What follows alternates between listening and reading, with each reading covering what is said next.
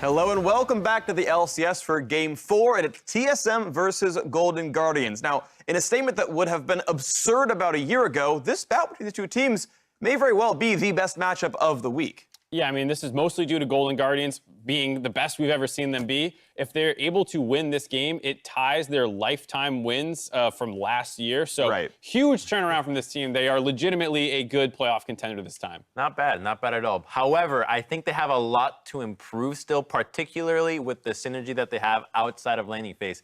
I want to see the bottom lane be a little bit less active. I think they're actually doing all they need to be doing. They're just overreaching. Let the rest of your team do their job. Froggen and Hanser know what they're doing. Yep, totally agree that we've seen some misgivings. There's a really big game against Clutch, for example, one of the recent losses where it was just catastrophic from Ole. Either way, though, of course, winning for Golden Guardians is completely within the realm of possibility. GGS got the better of TSM the first time around this year. Yeah, and it was due to the Froggen's Karthus, which promptly got banned in the following games because it was such a crutch for how they won that game. I wonder if they're going to let him through this time because... I really think no. You think that instant ban to Karthus? I really You don't trust that man Bjergsen to be countering the Karthus? He trimmed the beard. Oh, did he? Yeah, I saw. Or it's No, from earlier in the year. It's from earlier. Oh, we've been baited. From Asset Day back in the beginning. It's just grown since then. I feel like when players are asked if they want to ban a certain champion, a lot of times their ego comes into play, and Bjergsen might be like, I don't care about Karthus, let him through. That wasn't why they won last time. So maybe it'd come through, and that'd be nice if he fixed it again. I would always just say, yes, ban it. I'm bad. You got to get rid of that. Like, otherwise, we're all losing, and you're going to blame me. No, I know what High's talking about, though. So many players are like, no, let it through. It's not actually a good pick in the meta. I'll have something prepared. Right, and then it goes terribly. Yeah, they didn't get any practice against it that week. So I think Bjergsen, I do trust him to have a counter prepared, like whether it's the LeBlanc, which I think we saw Jensen pull out in the TL. And it actually didn't even go that well for them. No, it was... The 1v1 matchup did not go well. Froggen played that pretty hard. Yeah, and you have TSM trying to prove that they're the third best team in the league. So if they get taken down by the Karthus again, that's a bit of a problem. Yeah, Froggen having one of his best splits in years on the TSM side of things, though. They, of course, want to handle a playoff contender. They're in third place right now at 9-5, with C9's loss. Catching them is a bit easier. That road is still possible. And overall, if they win, any game in the next 4, TSM are guaranteed playoffs. The chance of 0-4 and falling out is a possibility, so is the chance of second. I am expecting TSM to be a bit better. Remember last week, Broken Blade was a little bit injured, was not able to practice with a Kaden. I attribute a lot of the faulty top ganks to that. So today, I hope they practice it more. There's going to be more synergy because you can't really go much lower than that. Like, if you're just not on the same page on your ganks and dying so much on the 2v2, if it changes, it's probably for the best. All right, well, we'll hope for some improvement there on the top jungle synergy. Either way, we are ready to go into the game. So, Captain Flowers and Kobe, take it away for Game 4. Thank you very much, Freak. We are tagging in here now. I am Clayton Captain Flowers Reigns. That is Sam Kobe Hartman Kinsler, and we will be your guides through the last 2 games of the day. That's true. And you know what is another interesting fact? What do you got for me? TSM are 7 wins in their last 8 games. Ever since they had this strategy of committing Broken Blade on the top side to this split push champion, or whatever it is, the Jax, the Nico, he's used quite a few of them. They have racked up the wins. Not all the wins have been super clean, and they themselves have been kind of disappointed in some of them. But both of these teams, I would say, the Golden Guardians and TSM, are on hot streaks in the second half of the split, and that's why everyone is so excited for this game. Well, somebody's got to cool down a little bit here, and neither side wants it to be them. Let's see how it plays out here. Golden Guardians banning out the Irelia and the Cassiopeia to start things off as TSM gets rid of Draven and gets rid of the Jace. Karthus still up. Yeah, Golden Guardians have been doing a lot more with the early game. You know, last time they fought versus TSM, they picked scaling. The Karthus and the Ezreal, 2 late game carries for themselves, and they kind of weathered the early storm that TSM brought. But recently, they've been trying stuff like the Draven, like the Jace, a lot more early game focus, trying to snowball. So I see TSM here adapting to how the Golden Guardians have changed over the course of this split. Well, Golden Guardians want to go ahead, grab themselves that Braum first and foremost. Has been a very powerful, very popular pick recently. We'll see Ole on that one, able to provide some peel and some disengage as the fights break out. Yeah, Braum extremely highly prized right now because you can both protect scaling AD carries with it for lane or go for kill lanes yourself. Very good with Lucian, who is still available, even though Draven has been banned out as one of the premier lane bullies. Lucian paired with Braum is, one of the #1 kill lanes to go for, especially even into support champions like Galio. You land the Braum Q, there's nothing for Galio to be able to get away from the slow and stun that usually comes pretty quick after. Yep, Galio also another champion that's very popular in support these days. He got hit with the nerf hammer over and over and over again until he was no longer really that viable in solo lanes. But they said, hey, the kid's still pretty strong. We'll throw him down into the support role. Doesn't exactly need the same economy to work there. And Lissandra also locked in now for TSM. Yeah, 2 really big zoning champions for a possible team fight here for TSM. Lissandra, as you know, comes with her own invulnerability, as well as frequently purchasing the stopwatch into Zonia's. And Galio, of course, is going to lay down the giant AoE from the ultimate. Those things I was going to say are great setups for a Vayne, but Vayne has already been locked in here, Captain Flowers. Yep. We're keeping the theme of the day going. Ever since this champion shows up in the LCK and takes down the undefeated best team, everybody everywhere is wanting to play it. She's over bolt right through their hearts, and this time around, it's going to be definitely piloting now. So here's how I see Vayne. Most AD carry players that I know want to style on people with Vayne. They're like, yeah, I'm such a good Vayne. You talk to Freak every day, he'll be like, I'm the best Vayne you've ever seen. But Vayne has been not viable for competitive scene for so long. As soon as the viability is proven, and she's super strong once again on this patch, yes, of course, because Rageblade, the buffs to the ultimate as well, and her being very close to permanently invisible late game. Every AD carry is now like, yes, it's my time. I can show you all my Vaynes. So we had Double Up, we had Reckless, we had Uzi, we had Viper, like everybody pulling this out. Here's how I see Vayne. Black and white picture with a red slash through it because I ban it every single game. It is so difficult to play against, especially if the player is talented at it. The Aatrox will also be accompanying the Golden Guardians roster this time around, and TSM locks in the Kalista for Sven before the second round of bans can come through. Yeah, I mean, the Vayne popularity rising because the early lane phase is a little bit less punished now, but mostly because once you get your 2-item power spike, as long as you have your Blade of the Ruined King and your Rage Blade, you can stack up your True Silver stacks very quickly. And the ultimate Q buffs to allow tumbles that much more frequently, allow you to navigate team fights. Now, she does have a weakness though, and it always comes back to the short range for later on in the game. We saw previously, you can pick Jinx and stuff like that into it, super long range, go with the rockets and crit builds. But here, TSM have chosen for another early game oriented possibility with Kalista. Can stack up spears very quickly. One of the trends with Kalista right now, by the way, is Hail of Blades Kalista that I love for super early on. You can get 3 autos off very quickly, chase them down. With the increased attack speed, Kalista hops faster.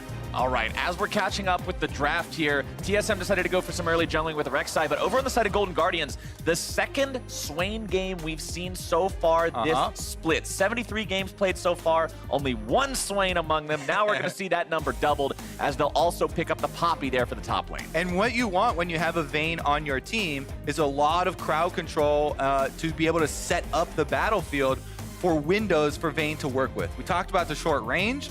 She's going to want to be able to use the tumble to reset multiple opportunities to go aggressive on people. And for that, you need hard CC. So Braum, Swain, Poppy, Aatrox, all bringing possible moves that they can use to set up a Vayne for DPS. And we know that Vayne is one of those champions that can provide the DPS of an entire 5-man squad all on her own. Percent HP-based true damage, especially combined with the Phantom hit on Rageblade, means you can shred through anyone, but one of the answers TSM is also deciding to pick for that. They put Broken Blade on the Vladimir, adept at diving into 80 carries and absolutely eviscerating them if not properly protected. And good AoE as well, because even if the Vayne tumbles away invisible, you can still hit her with AoE ability. So that is one of the big strategies as well, going after a Vayne.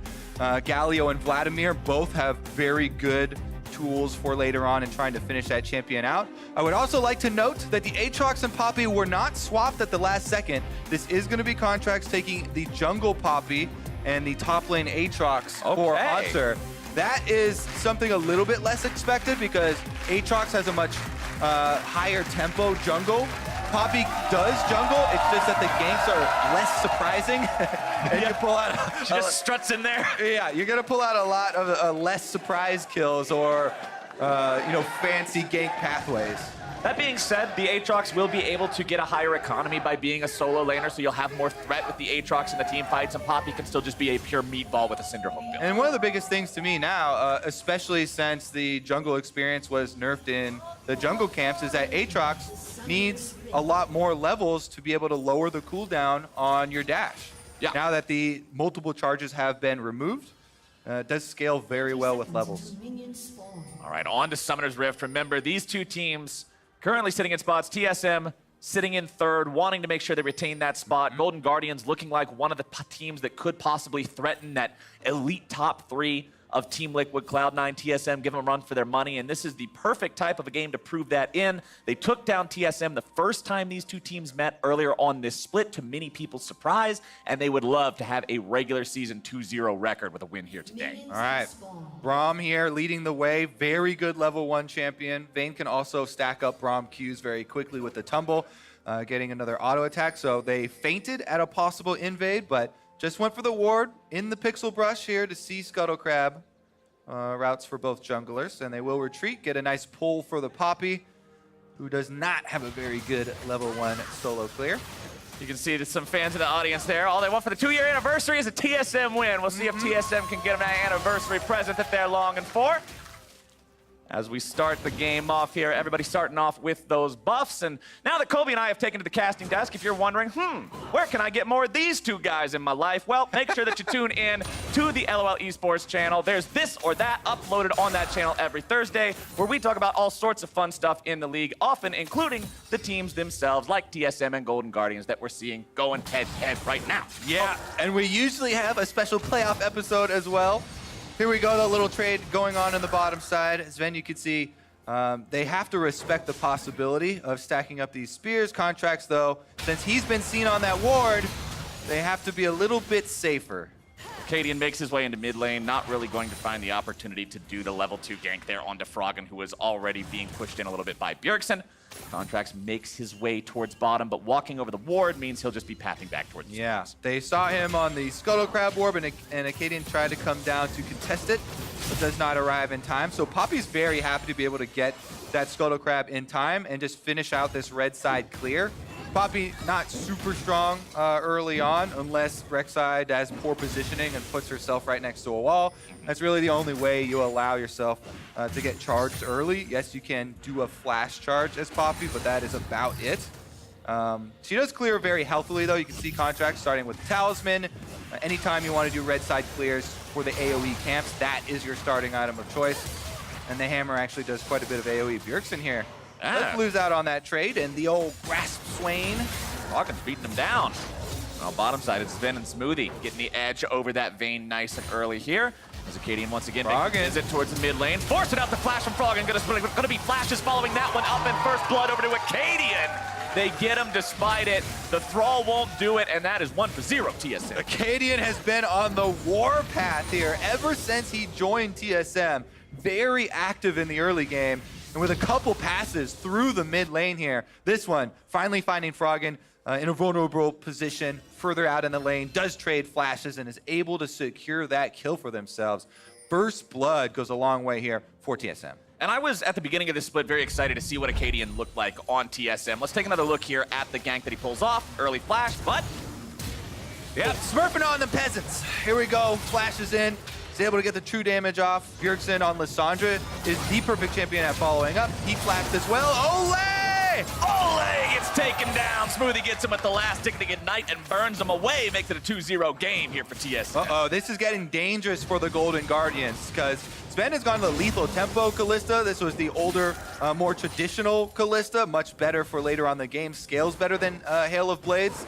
But Hail of Blades does have higher impact early on in the lane phase for a lot of those trades when you're looking for the kills. But they got the kill without that extra early on power, and it is looking very good with an extra plate about to go their way. One more minion. Doesn't quite touch it. Unlucky. TSM are looking good, though. Early on, being able to find yourself that 2v2 kill on the bottom side, not even needing the jungler's help, always very promising here, especially when you're up against one of those 80 carries like the Vayne that doesn't necessarily have a lot of utility it just does damage, right? You're not talking about an Ashe or a Jhin or something that can provide some long-range CC or some sort of covering fire.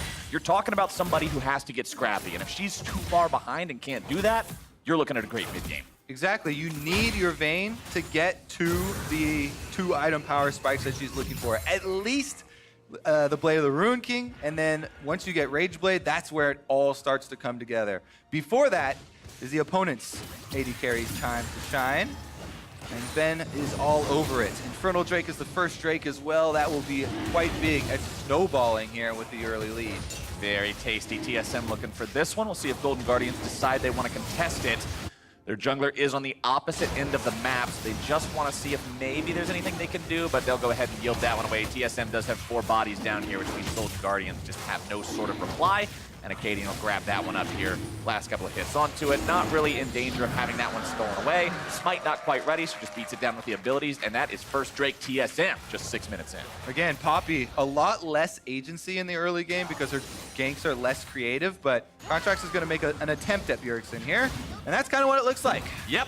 You walk straight at him. Sometimes you throw on the Steadfast Presence that gives you some extra move speed for walking, but not nearly going to have the same opportunities as a champion like Rek'Sai that has the tunnel, flash knockups, and these big plays to set up their laners. And remember, Lissandra's Claw teleport is a blink. It is not a dash, even though the Claw has to move itself. Lissandra's distance changing is a dash, so it's not going to be stopped. It's a blink, excuse me. It will not be stopped by the Steadfast Presence, so Poppy doesn't really have anything to stop that as some other champions might, which means Bjergsen just gets to sort of do whatever he wants here. He's really not afraid of that one. Broken Blade going into the pool to evade the Infernal Chains there. Haunter doing a good job building himself a small lane advantage here in the top side. Will be equalized a little bit as Broken Blade waits for those minions to be pushed up.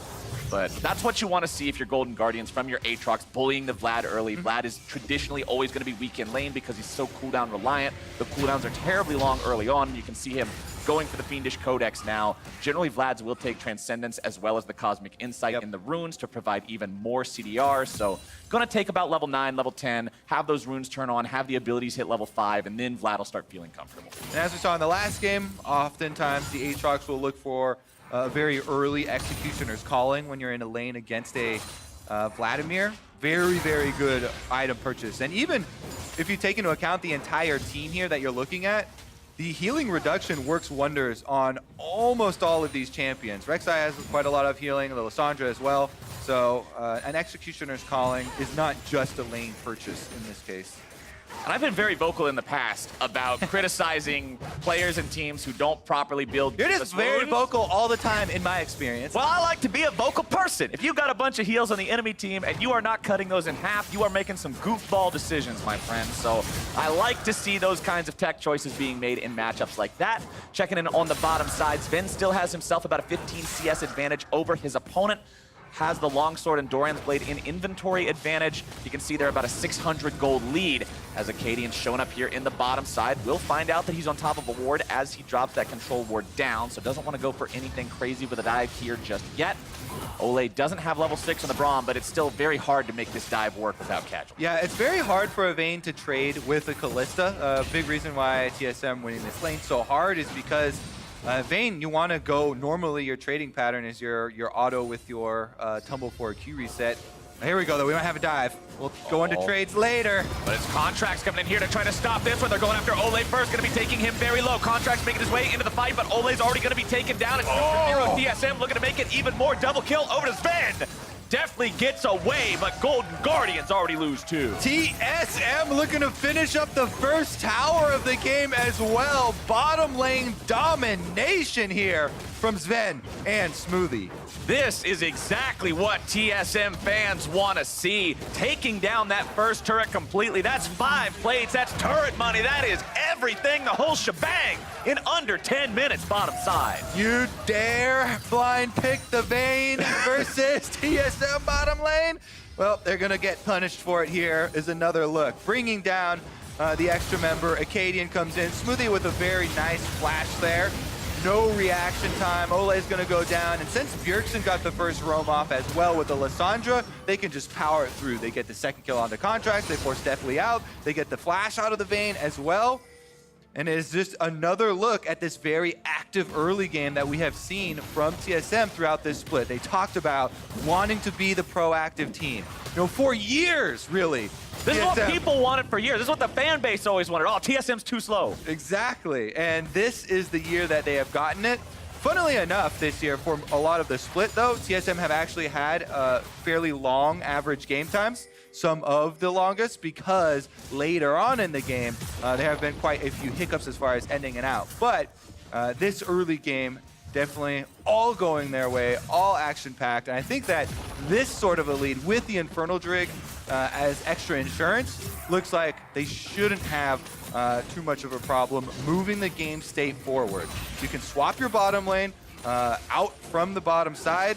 After you get the dragon, of course. Second one is going to come up, and that's an Infernal. So you want to stack that? Yeah, buddy. 2 Infernals over onto a team that has the Lissandra, Kalista, and the Vladimir will be just fine. Swapping those lanes out also gets Broken Blade away from this losing 1v1 that he's still down 20 CS in. Although he's now level 9, that means he has the max level transfusion. He's got the CDR garage sale with the Kindle Gem and the Fiendish Codex. He's doing just fine. He'll be able to catch up as these lane swaps happen, and you can see Golden Guardians is not really contesting the Drake either. Kalista using her unique power of also being a jungler because she has so many spears, it's like a smite. And here we go. Yeah, you do have to be slightly more careful now as Kalista because the rend damage on Epic Monsters was taken down, but still very, very easy for Sven to secure that Infernal Drake for TSM. And on top of the giant gold lead, like I said, it should be fairly easy for them to continue pushing the tempo of this game. They can rotate over and keep the pressure up on the top side of the map as well. Rift Herald should be the next focus. That helps you break down the rest of these outer turrets. You can see Golden Guardian's not really in a spot to try to stop any of that momentum right now. Yeah, you've got a Black Cleaver on your Aatrox, but everyone else is still struggling here a little bit. Froggen has the Rod of Ages, but really wants to get the stacks on that for it to become a super worthwhile investment. You can see Contracts still only having the Bombi Cinder, Cinderhulk itself not fully completed, and Bilgewater Cutlass only an inventory for Deathly. So these guys would like some time to scale up a little bit more, but against something like a Vladimir top, you have to wonder how much time can you take trying to scale when you're already 3,000 gold behind here in this game as Sven makes his way into the top side, tags out Broken Blade. Thanks for holding it down, buddy. We'll take it from here. Exactly. They want to rotate their powerful lane here up to the top side, keep that pressure going like we're talking about. And as you can see on the mini-map here, they've rotated everybody else down to the Rift Herald. They're fully protecting it. Mid lane's even coming over as well. And this is going to be an easy objective picked up, as well as forcing Golden Guardians off of the top tower. So you knock down the top tower with your bare hands, and then you pop the Rift Herald in mid lane. All of a sudden, you've completely opened up the map with all the outers really, really heavily weakened. And this isn't just Rift Herald. It's Rift Herald with still 60 seconds left to use it, getting turret plates for it. Rift Herald before 14 minutes is worth a ton because Shelly's Headbutt takes off 2 plates, which is 320 gold just on its own. That is a super valuable thing to remember, especially for everyone at home in solo queue. Trying to rush that objective earlier in the game means a lot more because you get a payout. And there you go. Sven just knocks it down himself the old-fashioned way, and that means that they can use the Rift Herald here in the mid lane to finish up the last couple of plates. And that tower, once you hit this point, it's just full steam ahead. You move into the enemy jungle, place down the wards throughout the middle sections there so that nobody on the enemy team has an easy time farming any sort of gold. Worth noting, Acadian did go back after getting the Rift Herald, so they weren't set up to be able to drop Shelly in time to get the plates. So It's an important thing to mention. It's an important thing to mention that didn't happen to happen in this game. Two games this split, TSM have killed the Rift Herald, but not picked up the Rift Herald eyeball. Now, I went back They and got looked. the eyeball this time. I went back and looked at the games. The first game is a good excuse because a fight broke out right after they picked it up. But the second game, I just kind of forgot about it. 2 to 12 turret plates. That is a 1,600 gold advantage just in turret plates. That is 5 extra champion kills. If turret plates didn't exist, just look at the scoreboard and pretend it's 0 to 9, and the gold would be about the same. You know my favorite thing about turret plates is, Captain Flowers? What? They don't count towards your bounties. So it's a lot of money that you kind of get You to can't throw evade away. taxes with. Yeah, exactly. Speaking of which, it's tax time. Do your taxes. Don't evade those. Yeah, that's definitely... We're inspiring people to be good citizens here on the LCS. As Shelly is summoned up here in the mid lane. Mid lane turret with about 60% HP left means the headbutt won't kill it alone, but it'll take it down to the point where they can finish it off swiftly. A couple auto attacks from Sven will do the trick, and TSM have fully disassembled the outer line of Golden Guardians turrets in 15 minutes. All right, so like we talked about, we got to keep our eyes on this checklist. And this is going to keep TSM honest because they are on a timeline here where they have a lot of control, and people are looking for this team to be the one that challenges Team Liquid and Cloud9. How you do that, you display here against Golden Guardians, one of the rising teams in the league, that you can finish out on one of these strong early games. They have everything going for them right now, and they need to move up this ward line, which, as you can see on the minimap, once again, they have actually done a very good job getting all of these wards in the jungle here very deep. And that kind of cuts off the possible sources of income for the Golden Guardians on that side of the map, both the top and the mid lane, plus as well these jungle camps themselves. That map for the Golden Guardians is as dark as it was when they spawned in at 0, 0, 0 on the clock. Not what you want to see in the top side of the jungle. Well, there's another light on Summoner's Rift, and that is an Infernal Drake about to spawn here, Captain Flowers. That yellow marker around the Dragon Pit means 20 seconds from when the time it first appears. And TSM moving over here. Looks like Golden Guardians might contest. Golden Guardians moving in, looking to start the fight off here onto Smoothie. Going to be saved now by the power of the Kalista ultimate. Only taken very low. Contracts going back over the wall. Froggen coming in from the flank. But considering Golden Guardians has already lost their support, I don't think this is a fight going to go too well for them. They're still looking to push it further. Smoothie going to be taken very low. Acadian also down to 25%. Froggen will zone them all away. Acadian having to go into the stopwatch now, as Haunter will lose the World Ender. Can't go into the res just yet. Broken Blade chasing everyone out with the Hemo Plague. Bjergsen comes over the wall. He's got the CC. He's got the damage. And Sven's on a rampage. What a re-engage there. And now Contrax is going to get chased down. Sven's on his tail. Oh, cue the sad music. The Poppy's got nowhere to run. Acadian cashes in with the Prey Seeker, and TSM will win the fight. Oh, the Golden Guardians baited themselves in there, going in on the support champion. But this is a Kalista. The Galio is linked to Kalista, calls him back in, saves Smoothie. Now they're going to pick up another one. Ole, where are you going? Ole, you got to get out of there, buddy. Flashes over the wall to stay safe, but that's another free summoner spell expended for nothing there. Man, this game has got to be ended out quickly. 3 Infernal Drakes stacked up on top of the giant early lead here with TSM's focus. Let's take another look here at how it started out, though. As we said, Smoothie here, they actually used the Braum ultimate this way towards the wall, and they just pull Smoothie right back out of that one. Sven stacks up very quickly. They get the counter kill. It almost got saved, though. Froggen has this amazing flank on Swain. Plus, they have the double knock up there from Haunter's Aatrox, which kept them in place for a lot of the burst damage. Acadian's ultimate, though, made him dodge a large burst from the Swain, so Acadian actually not going down on the Rex side. And then TSM with the re-engage. Bjergsen goes in. Lissandra still able to find the route over the back of the Dragon Pit there. Smoothie re-engages on the Galio ultimate right behind him. They pick up the extra kill. And as you know, 3 Infernal Drakes plus a giant gold lead usually signifies the enemy members are going to be dying very quickly. And because of that, I don't blame Golden Guardians for trying to start the fight off there. Against any other AD carry, you kill Smoothie at the start and the fight could look very different.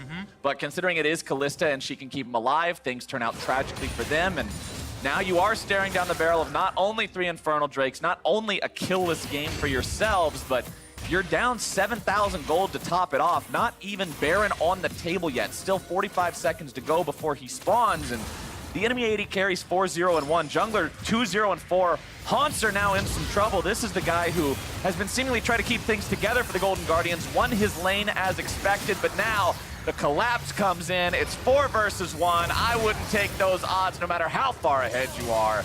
And Bjergsen claims the kill. And very important is the timing of that full commitment from TSM to the bottom side. Later in the game, that might be ill-advised if Baron was up. But this is pre-20 minutes still in this game. So you can throw 4 members down to the bottom side as TSM, and you don't have to worry about giving anything up else in trade to the Golden Guardians, because after that, you just push the lanes right back out, and there's nothing really of value traded over. Extra tower damage being laid away down here on the bottom side, and it's still straight towards the base here for TSM. And that Vayne is still firmly offline. Blade of the Ruined King and Zerker's Greaves, the only items completed. He's down 3,500 gold compared to his counterpart, who has his item plus another item and a half in the Hurricane, plus the Executioner's Calling. Very, very dire straits here for the side of the Golden Guardians. Froggen's Rod of Ages almost completely stacked, but he now also no longer has that stasis available until he fully completes the Hourglass because he used the stopwatch in the last team fight. Honestly, if you try to go in against a team that's 7,000 gold ahead and put yourself in the middle of 5 people without a stasis, you are a big dead bird. Yeah, I mean, right now Golden Guardians have to go into defensive mode. That means just trying to keep some vision wards on Baron, but not overextending past your secondary turrets, farming safely, and just trying to wait out the next 5 or so minutes without giving up too much to TSM. That is a lot easier said than done, though. Oh, yeah. Anybody can say it, but it's a lot harder to play it, and Golden Guardians, unfortunately, are the ones who are tasked with that here now. We take a look at TSM. They're continuing to push forward, continuing to occupy Golden Guardians territory here in that top part of the jungle. You can see some Golden Guardians wards down in the TSM side, but unfortunately, Kobe, I don't think they're going to be on that part of the map here for a while. Definitely not likely. At the moment, we have a role swap here where solo laners pushing on the side for both TSM members. Contracts is looking at a possible play in mid lane, but that is ill-advised because they lost track of Acadian and Bjergsen from the top side. It's going to be very hard to pull off. Bjergsen throws the claw over the wall, but now TSM are going to be initiated on. Contracts coming in, looking to start things off here, going on to that enemy support. Smoothie going to be in some trouble. Acadian already kills off the enemy jungler, and once again, Fate's Call keeps Smoothie out of trouble. Yep, they're just going to be able to eject him back to the top side here. Nobody going down. Plus, actually, the jungler's dead. They're actually going for a re-engage. Yeah, Contract's already down. It means TSM has the numbers advantage. Why not go ahead and take that, turn it into something amazing, as Deathly's taken down. The Rek'Sai ultimate guarantees it. 4 dead bodies on the side of Golden Guardians means TSM can finally go after the Baron now that he has spawned. Yeah, I was like, wait a second, nobody from TSM went down, but Golden Guardians pushing up, and they're down a member. Now it's going to be definite Baron picked up, and that has got to be the way to end this game. 22.5 minutes, Captain Flowers. This is going to be another time trial. Normally, I say a team finally gets Baron because they've just never been able to control the pit, or they just haven't had a good enough spot to take it from, but TSM can finally get it because it decided to show up. Here's the finally. Golden Guardians finally get a tower. Haunter trades it for the bottom side gold, and that is going to be one step for them. But let's take another look at this flank. Contracts goes in. He flashes for Sven. Sven is the target. Of course, they're trying to take down this Kalista, but you see how much burst damage, Acadian is able to put out. They get the knock-up on him, and everybody just focuses him down.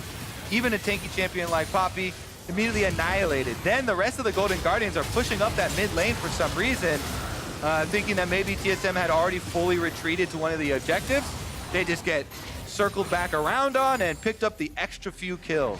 All right, Kobe, it's challenge time. Last week, you issued me a challenge and told me to predict how quickly FlyQuest would beat Echo Fox after they were in a very similar position to this game right here. And I was about 10 seconds off with my predictions. So let's see if you can get closer. You set a very high bar for finishing it out. So what time does this game end at? I'm going to give it another minute and a half. That would be 3 minion waves. Okay, so 25-15 is what you're predicting. Just 3 more minion. Actually, it's a little overzealous, but I'm going to stick with it. All right, 25-15 is Kobe's guess for the end of this game.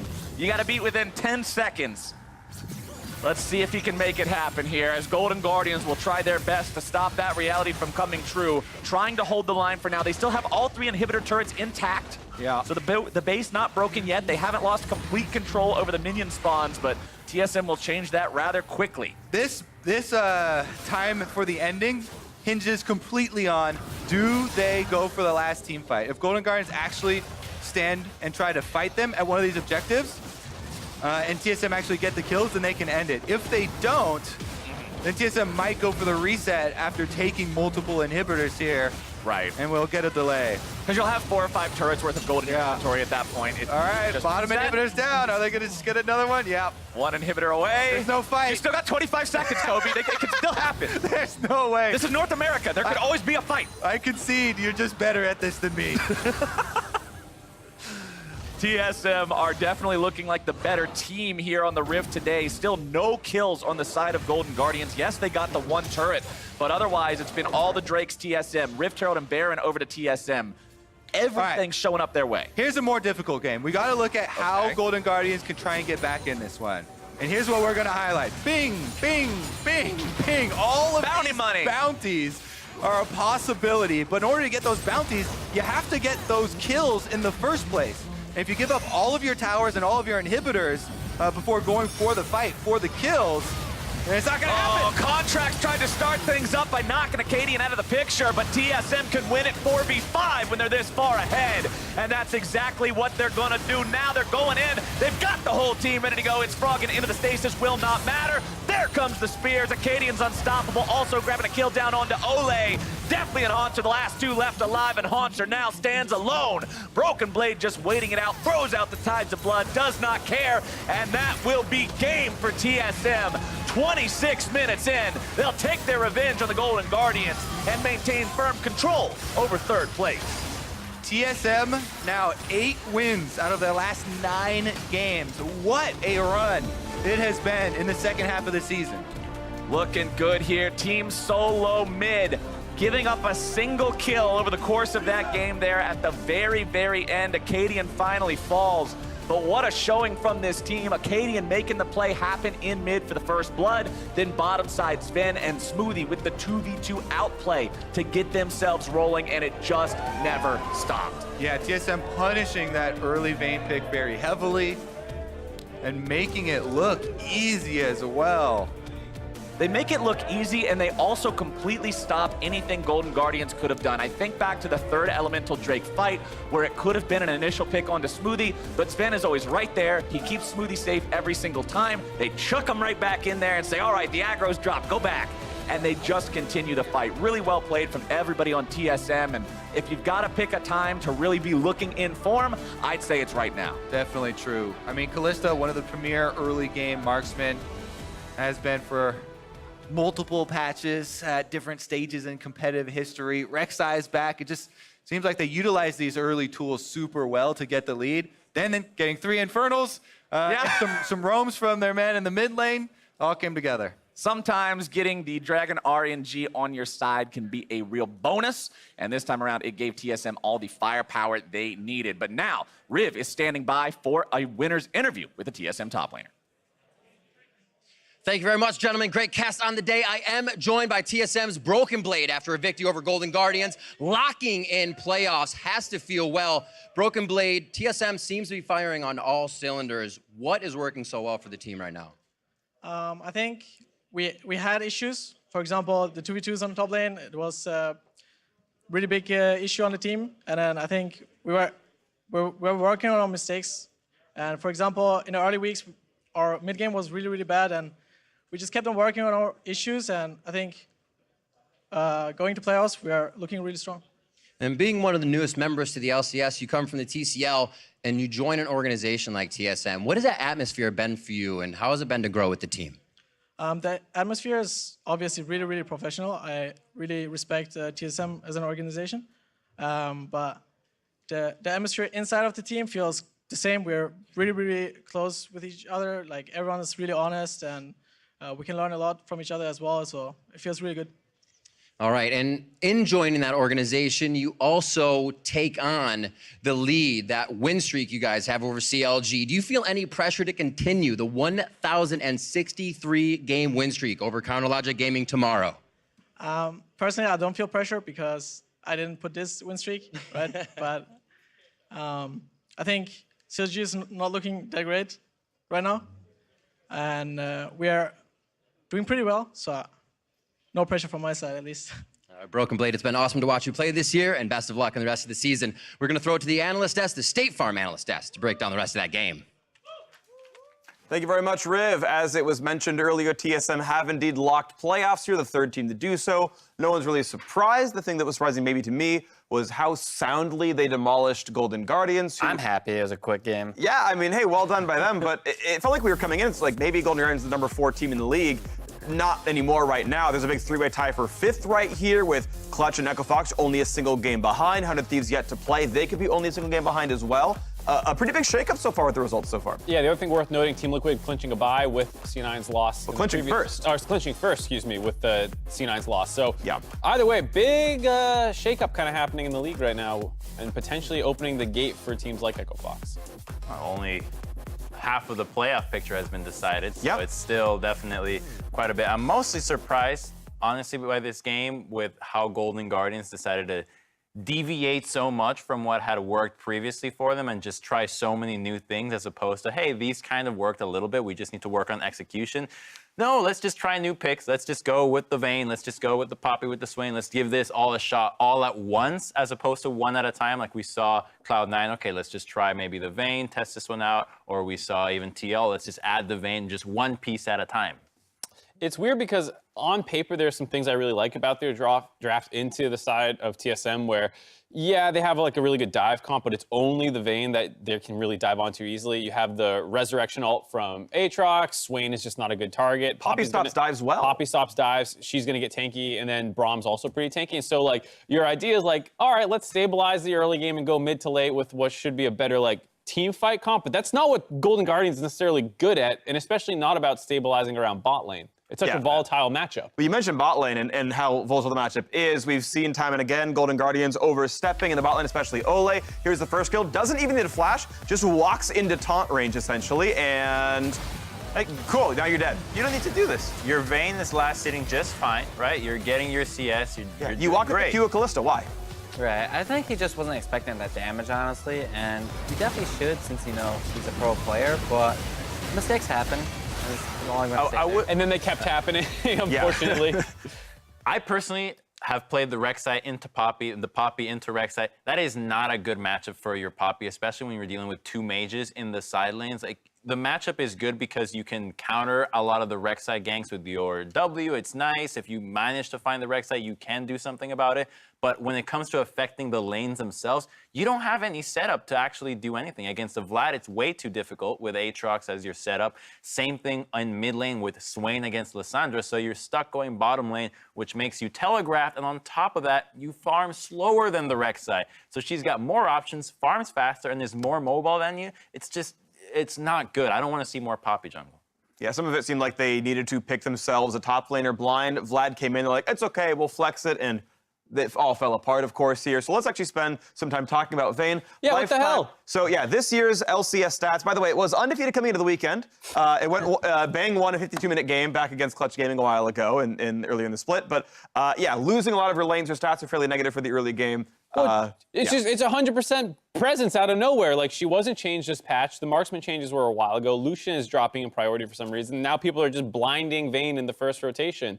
What happened? I think when they saw that Korea played Vayne, everyone's like, I want to play Vayne. Because when I play AD carry, I always want to pick Vayne because she's super fun to play, you know? That's why Vayne spotting is a thing. No. And it's currently happening right now in the LCS a little bit.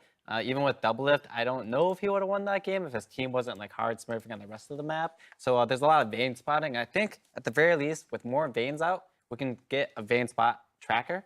Yeah, I mean, pull these stats up again, because we're talking about like some weaker bot lane teams playing, and you have like, I think it was 20% forward percentage, so you're almost always pushed in, huge negative CSD. Like, when you pick this champ, you're saying, I'm sacking bot lane, basically, unless like you're an immaculate player. And even then, Doublelift almost got slammed that game that we saw. Well, he did get slammed. He was like 0-3, couldn't play the game. To be fair, it was 3v2 against him. Like, but that's because it's Vayne. You're gonna get 3v2'd when you play Vayne. Happened again this game. And so like, I don't know why people are suddenly putting such high priority on this, especially when they don't feel prepared with it. Remember that one of the weaknesses before this crazy week of Vayne is that it doesn't matter what items you're hitting, you don't have wave clear. Your abilities are not wave clear, so you're always stuck last hitting. The other team can push, rotate, and you're stuck under tower till you used to go static shift to try to wave clear. There's just no way to fix that issue that Vayne has. Well, some random stats to throw out here. Globally, sorry, I should say in the top 5 leagues, LMS, LEC, LCK, LPL, and us, she had a 10% presence across the spring split.